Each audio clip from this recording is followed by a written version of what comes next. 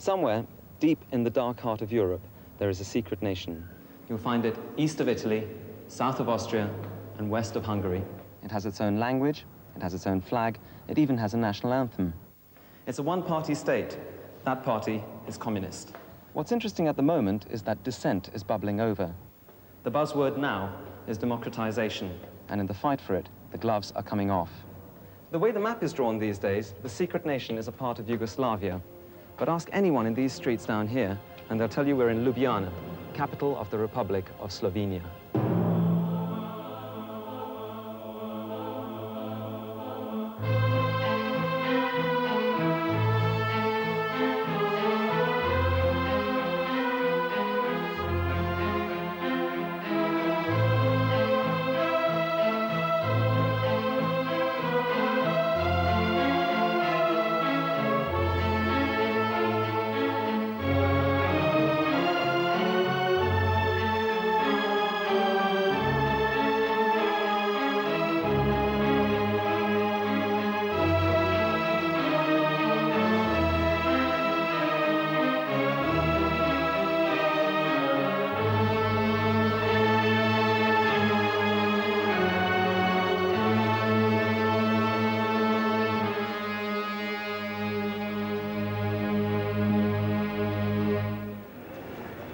Well, if you went to Moscow, you could probably pay for the cost of your holiday by taking a few pairs of trusty 501s with you and flogging them off to the Western culture-hungry locals. But here in Ljubljana, no one's going to try and rip the jeans off your body, unless perhaps your name's Nick Kamen, of course. It may surprise you to find that you can buy absolutely anything you want here, from Dunhill to Lacoste to Playboy. This is not a city of food queues and drab clothes. In fact, you might even see Slovenians cruising through the countryside in their BMWs on their way to their yachts and villas by the sea. But as any young Slovenian will tell you, these trappings of luxury are the remnants of the halcyon days of socialism, when Tito ruled and life was good. Now, with a 200% inflation rate and a crippled economy, the party's over. Despite the fact that Slovenia is supposedly the richest of the 6 Yugoslavian republics, these glittering prizes are forever out of the reach of this generation. For them, life gets tougher as the dinar plummets. But it's not all economic doom and gloom. The young people here are really making an effort to do things. There's an excellent art and music scene, and there's even a burgeoning fashion industry.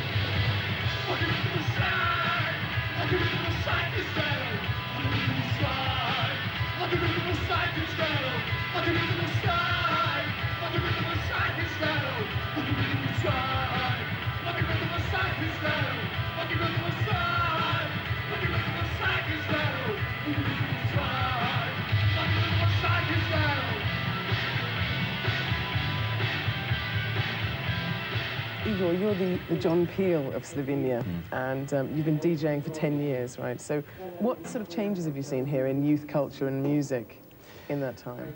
So, yeah, generally speaking, it's youth culture and music went from being, let's say, a culture of resistance, a counterculture, you could say, also an underground marginal culture that was limited to whatever, small clubs, you know, just, okay, radio student and a small independent radio station, and things like that, to becoming quite important.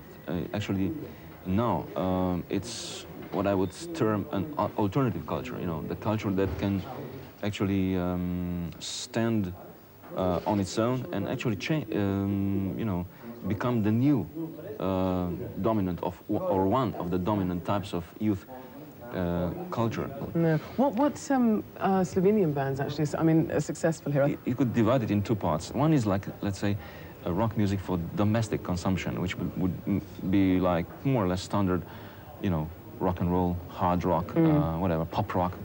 Yeah. You know.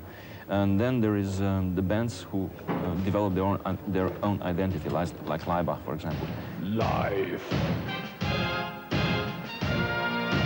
Life is life.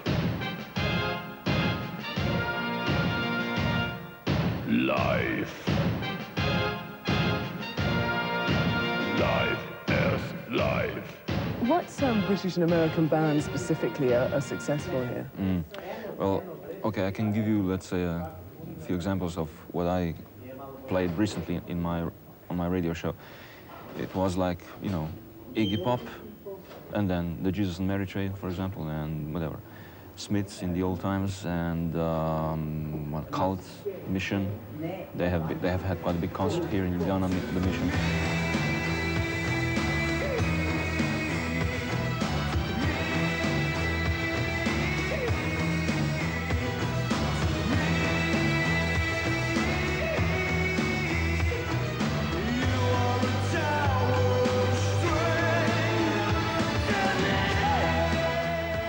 It's very successful here is heavy metal. Why do you think that's so huge here? Well, I think it's because we are so close to the Iron Curtain, you know.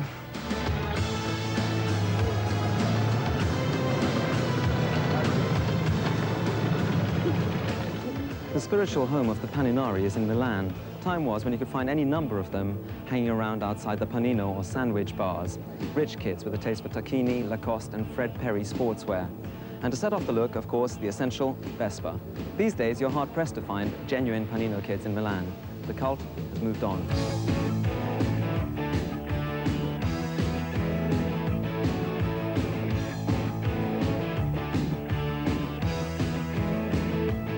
Where do you get your ideas for fashion and style? Magazines, almost in magazines. German, also in French. What about the Italian? Because you do look like the Italian Paninari. Italian, no, not especially in Italian. Almost in Germany. How important is it for you to have one of these mopeds or a Vespa? But yeah, for us, it's not important what kind of motor you have. It's important you have motor. For me or for my friends, I don't know for others, but you have to move from one place to another. Well, if you have a Vespa or something stronger, it's better, you know.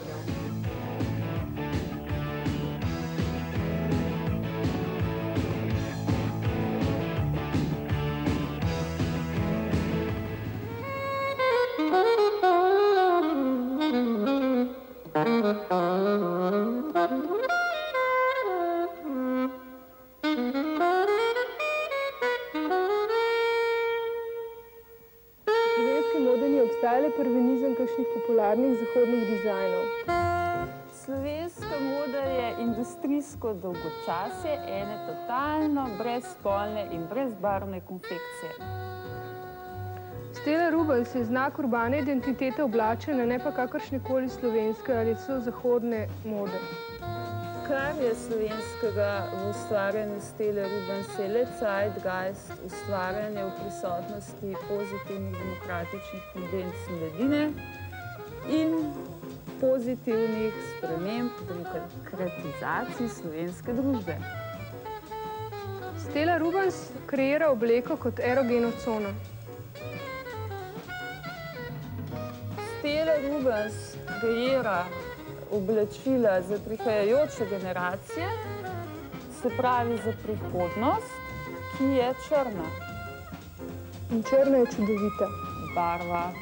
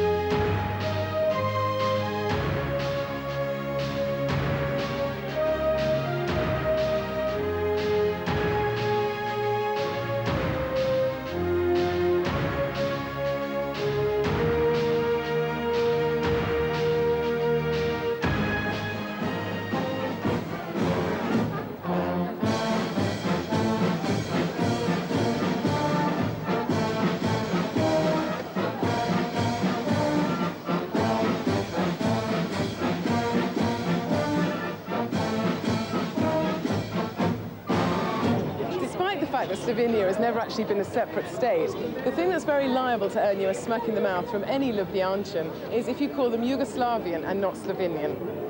What do you consider yourselves to be? We live here in Slovenia, we can say we are Slovenian. Yes, the same, but we are also Yugoslavian. Both. I was wrong. They don't mind being called Yugoslavian. Slovenc. I'm Slovenian. Slovenian. Slovenca. Slovenca. Slovenian.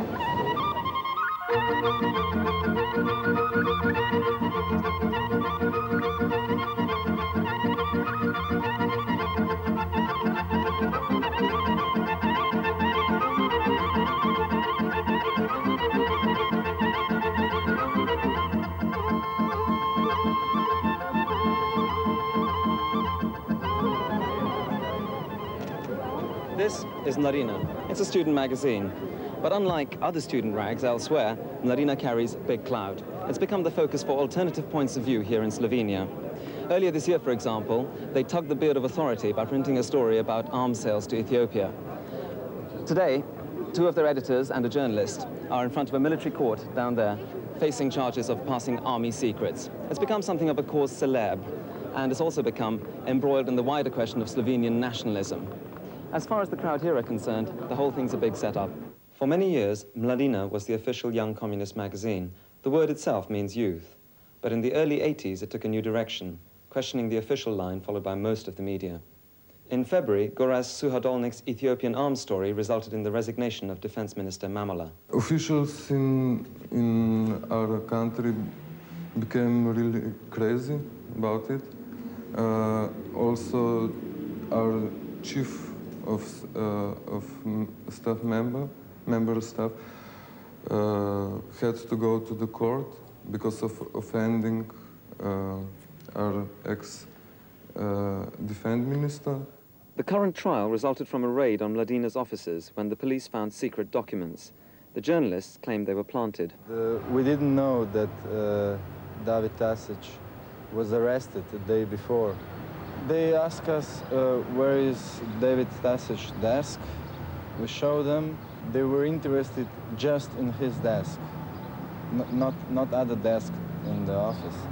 First, they looked into the boxes, and after 2 or 4 minutes, they started to look into the folders, open folders, and after a few seconds, one policeman held the paper in his hand, and he shouted, "Well, that's it."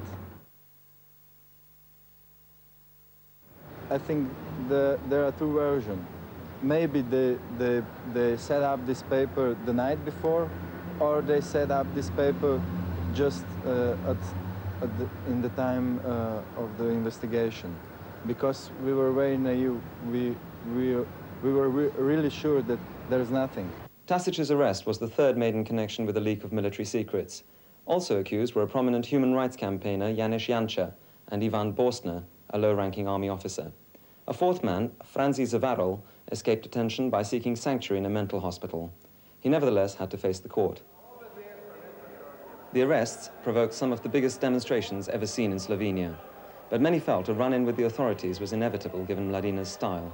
We try to find, things out for ourselves, We're not trying to reproduce, things. We try to be productive, creative in this investigative, muckraking sense, But on the other hand, we try to do a paper which is also very much analytical. Analytical in means of social and political, reality. What, in your opinion, is being tried in the military court today? I think that basically it is tried to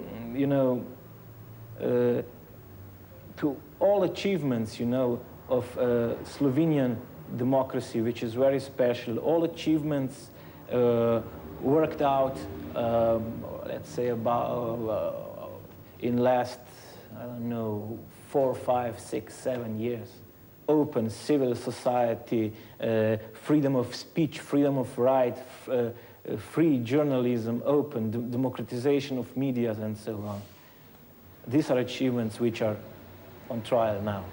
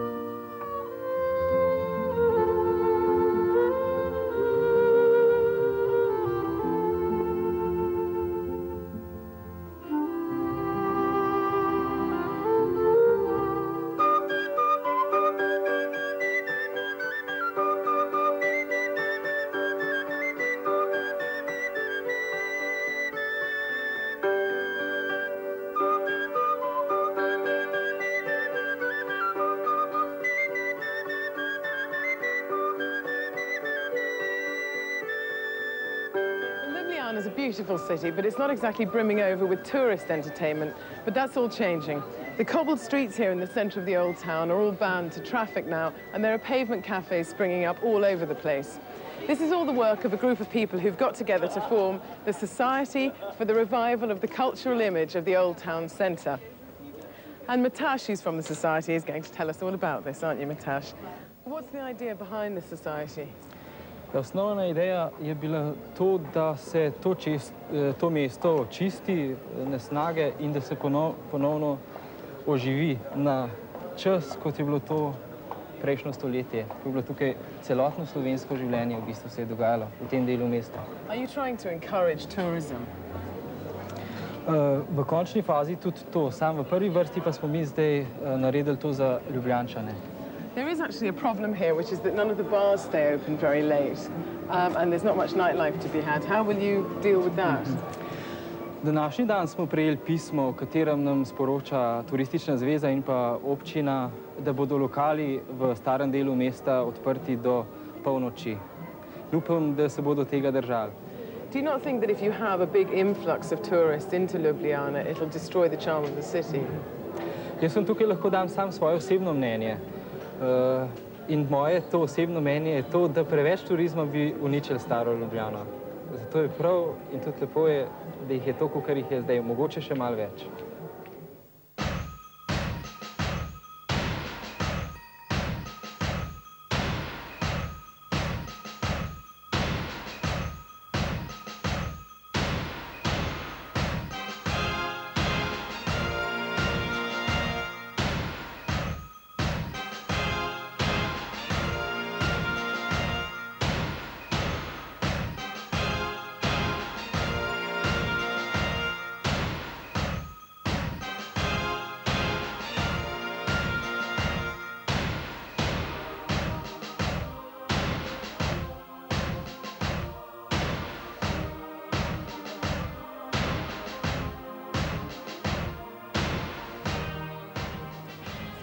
There is a breed of joke doing the rounds at the moment, the victim of which is the luckless East European car. The make doesn't matter. It could be a Skoda, Polski Fiat, a Lada, or even the Yugo. So here's a typical example, both of the car and the joke. What do you call a convertible Yugo? Give up? A skip. No, no, wait, there's more. How do you double the value of a Yugo? Everybody, all together? Fill it with petrol. My, that was funny. So this might not be everybody's idea of a dream car, but it's cheap. It gets from A to B more often than not. And when you consider that you can pay up to 200% tax on an imported car, you can see why suddenly it becomes an attractive proposition.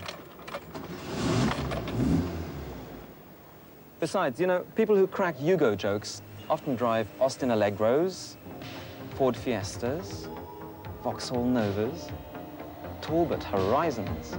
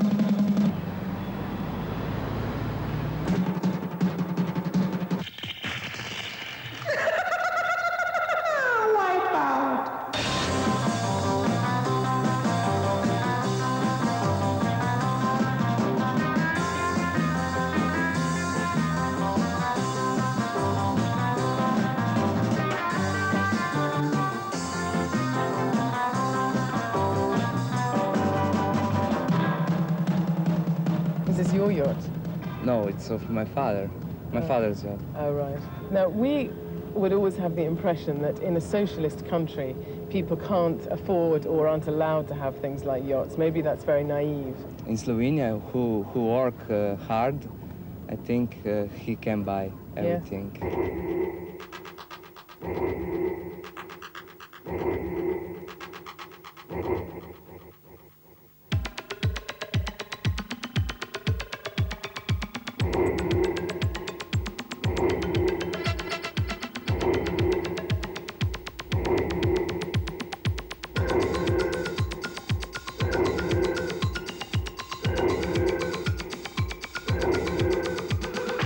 Is it true, though, that now people can't accumulate money here because if you save dinar, they devalue so fast that it's not worth saving? So everyone buys luxury things if they can. Yes, because the things are not, the value of things is not coming down. The value of things here is at the same level of other countries. Oh, yes, other currencies. Yes, yeah. other currencies.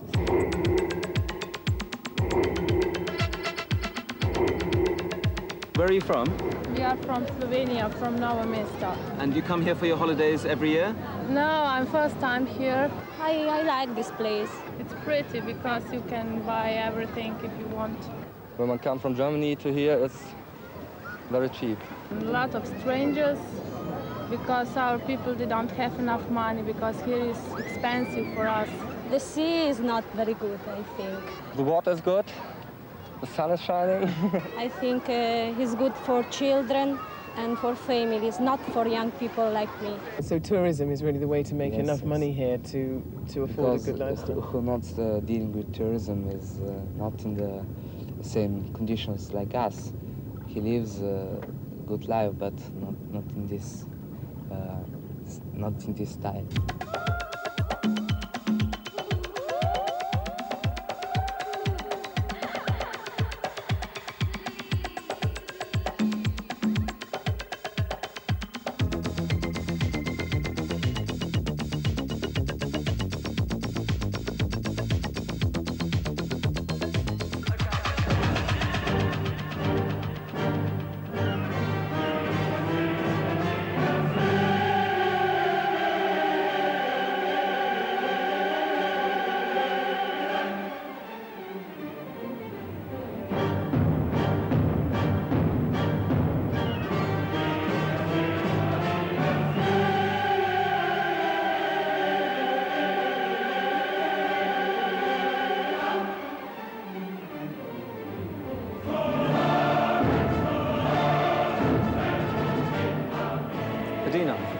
think it's very nice. I like it the might fact be pretty, but it devalues fast, hang on. Shonka. If we can get the camera over here, look. Can I just show you some dinar? Because I think, I mean, the nice thing about dinar is that you get loads of them. You change a fiver and you get about 500,000. Now here we have, there's That's 10,000. worth just over £1, that one, 5,000. So 5,000, but it makes you feel really rich. That's the nice thing about dinar. You carry around lots of notes, which are all worth 20p. In the hotel, in the place we were in today, they don't, a lot of places here, they don't accept dinar. You have to give them hard You made a currency. mistake there, because those are the duty-free bars, but this one will. No, it I'm wasn't show a you. duty-free place. It was You just sure? in the, it was just selling suntan. Well, let's just try our luck here, shall we? Okay.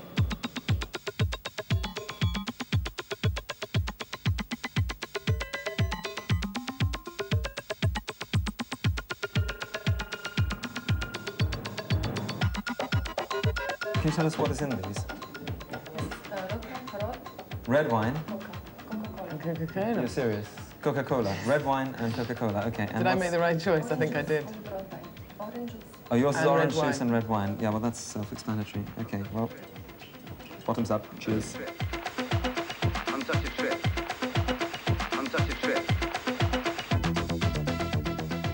Lo! Lo and behold. A sunset. Far from the madding throng. They're not thronging all that much anymore, actually.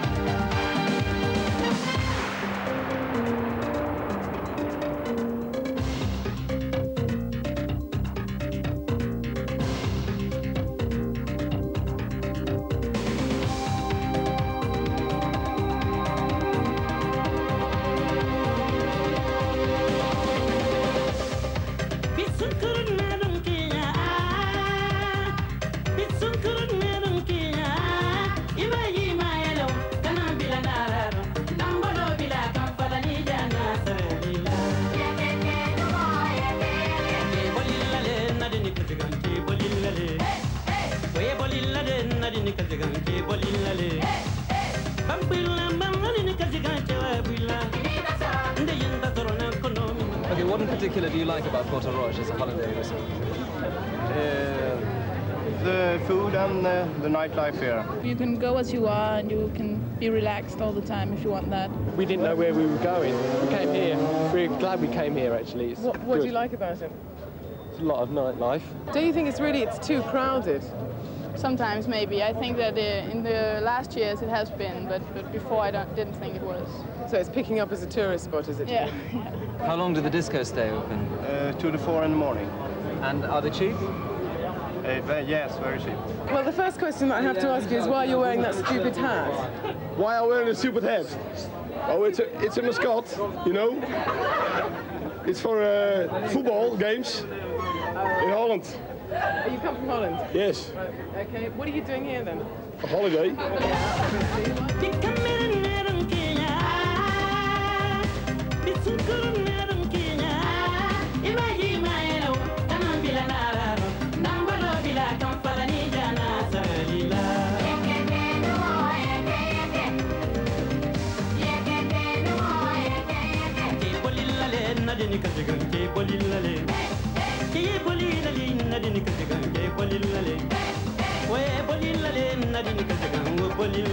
Bye guys. See you next year.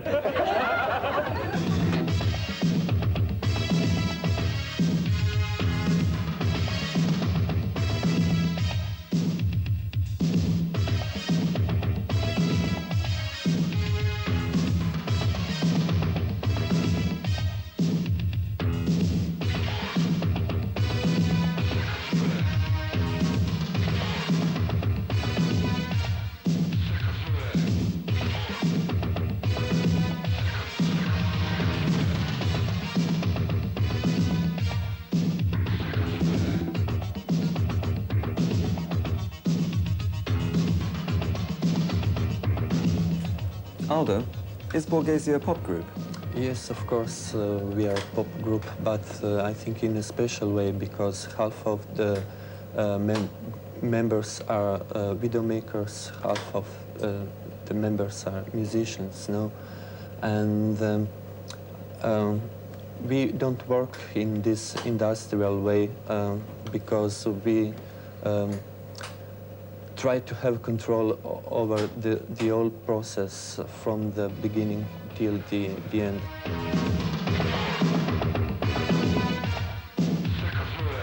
Our influences are rather international, in fact, now. So sound is, I don't consider it as Slovenian, but on the other side, we are very conscious about situation, what's going on here, and this is the other one feedback now from the scene here, especially student radio, student cultural center. These institutions are very important for us now. But in the actual sound, what is it that describes Borghesia? Sound and picture, of course. It's very. We try to be very digital. I mean, very modern, but with emotions and feelings of the rock and roll music. It means guitar music. So this is what we are trying to mix. In fact, this rock and roll feeling with modern technology now.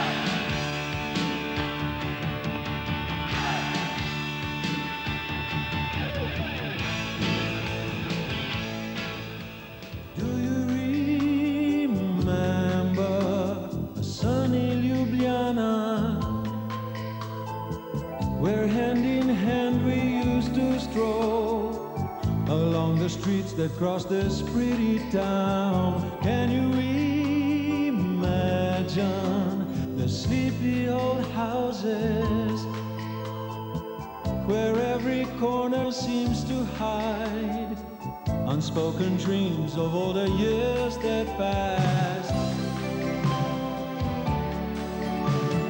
We got lost within another world, where through the dust of time the eyes of the past would stare, silent stony faces way up high turning their heads as we were walking by. Do you remember the sunny Ljubljana?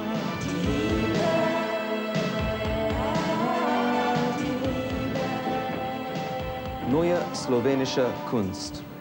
Art and totalitarianism don't exclude each other. Totalitarian regimes abolish the illusion of a revolutionary individual artist freedom. Neue slowenische Kunst is based on the principle of a conscious abandonment of personal taste, judgments, convictions, voluntary depersonalization, the willing adoption of ideology, and the unmasking and recapitulation of the regime postmodernism.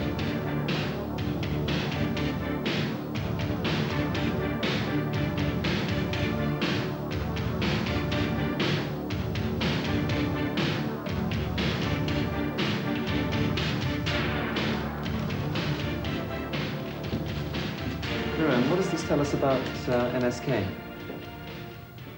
This is the structure, the organogram of the organization, which is organized as a state with the different sectors: music department, painting department, and theater. That means Laibach, Irvin, and Scipion, with also others. And the idea of the whole NSK is to unite the different kind of section of art and social activities, which are also close to art, with the idea of a total art, or Gesamtkunstwerk. Irving is a group of 5 painters who work together for about 5 years on the same idea. Irving has a position that 5 is more than 1, and we work collectively on, or individually on the works. We are not signing our works. Our work is collectively signed with the title Irving. Irving thinks that there is no a bad work of art, that there just exist unfinished works of art. And the way how we work is that we discuss like philosophers, Greek philosophers in the garden, and in the end we decide for one idea. And it's not a strict plan if 1 or 5 is working on one. You use a lot of Nazi imagery in your art. Are you fascists? We are using very different kind of styles and principles in art, as well as we are using the social realism, American pop art, British imperial realism, Nazi Kunst, informel, the new image. And we use this, we treat this as one kind of motifs taken from the culture, because we believe that everything what's happened in art and in the history is important, so we include everything inside. Laibach is a music section. Laibach began in 1918 in Trbovlje, the minor city in Trbovlje. Then Laibach continued their activity on the East European tour, and then also came to the Western Europe, as is also England. And Laibach is, if the Irving represents the chronist or art, and the theater religion, Laibach represents ideology. Nicht falsch, nicht recht. Ich sag es dir, das Schwarz und Weiß ist kein Beweis. Nicht Tod, nicht Not. Wir brauchen bloß ein Leitbild für die Welt. Ein Fleisch, ein Blut, ein wahrer Glaube. Eine Rasse und ein Traum, ein starker Wille. Jawohl, ja, ja, ja, jawohl.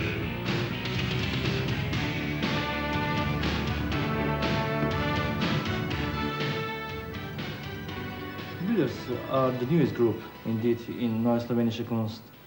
And the builders are taking care about architectural urbanism inside NSK.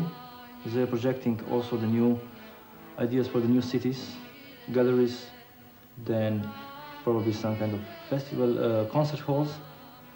And they are doing, as well as on the theoretical, they are doing also on a practical level. Have they built anything with all this? Not yet.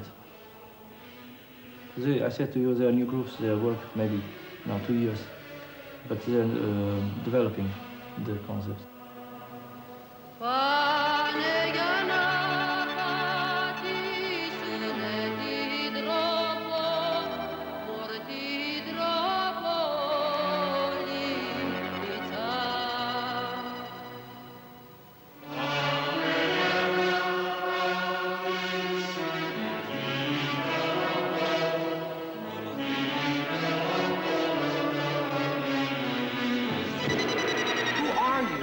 Just your average horny little devil. You know what's going on under that house? She says she sees the devil here in Eastwick. If you were the devil, would you come to Eastwick? Oh, I don't know. Are you going to seduce me too?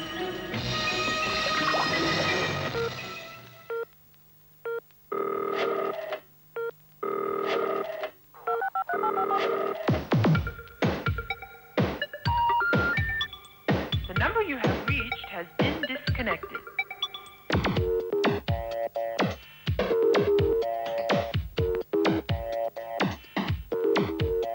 If you took an Alfa Romeo Spider sports car, miniaturized it, and rebuilt it as a telephone, it'd probably end up looking like one of these things. It wasn't dreamt up in the design studios of Milan or Munich. This is the Iskra Elektronski Telefonski Apparat, and it's pure homegrown Slovenian, which hasn't stopped it winning 6 international design awards. It's one of the most copied phone designs in the world. And to anyone with an eye for these things, it's not so much a phone as an object of beauty. Life. Life is life. Military service in Yugoslavia is the highest duty and honor of each male citizen. And in Constitution, it is clear. This is clearly defined. There is no right for conscientious objection, and so there is no legal provision for those who object to military service. But there is no, at the same time, there is no law in penalty code. There is no article in penalty code which would incriminate an act of objection to the military service. And this is why they would, for those persons who do not come to military unit when they are called into military unit, the military police would take them into military unit, and they would offer them uniform and arms. When they object to wear uniform and when they object to take arms, this would mean that they do not obey a military order. So objectors become military persons, soldiers, forcibly, because they are forcibly taken into military unit. Life. Objectors are punished repeatedly, and this comes in total sum up to 15 years of prison. So once you come from the prison for the first time, you are called into military unit again. You can be called into military unit again, and so you are liable to punishment again. And it can repeat till you're 30 years old. Life. Most of objectors would not object authentically, as we say, because they risk too much. They risk all their youth, in fact. And so most of objectors would use a sort of avoiding military service. And I would say that most of people, we don't have any figures on this, most of people, lots of my friends, they would go to the military unit, and there they would play sort of game, malade imaginaire. They would act as ungrown-up people. They would make jokes or something like that, and they would be released after a few weeks. Life. Those who object authentically are mainly members of Jehovah's Witnesses, of religious sects, right, like Jehovah's Witnesses, Nazarenes, Anabaptists, and so on. They would object authentically, what means that they would say at the court, no, we do not want to serve military service because we follow the path of Jesus Christ, or something like that. So, but there is quite a large number of such people, and in Slovenia, for example, about 20 people are in prison all the time. Then there is another way to avoid military service, which is also very frequently used, and this is emigration. There are lots of young people who emigrated to avoid military service. There is a whole community of Jehovah's Witnesses who live in Austria, and they emigrated to avoid. And of course, there is another category of people who avoid military service, and those are people who psychologically could not survive this pressure, and they commit suicide. Life is life.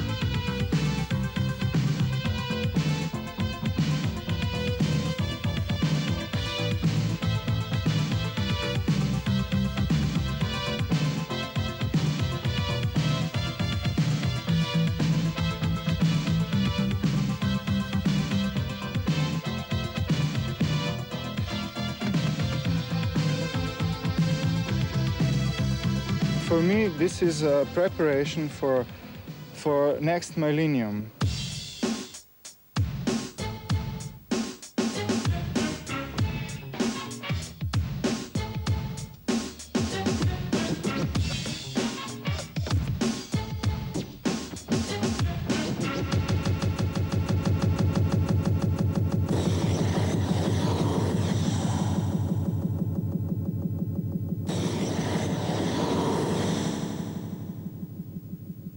I think personal traumas or any other traumas, suffering of artists will be not enough in the next century, and especially for serious art of a second millennium.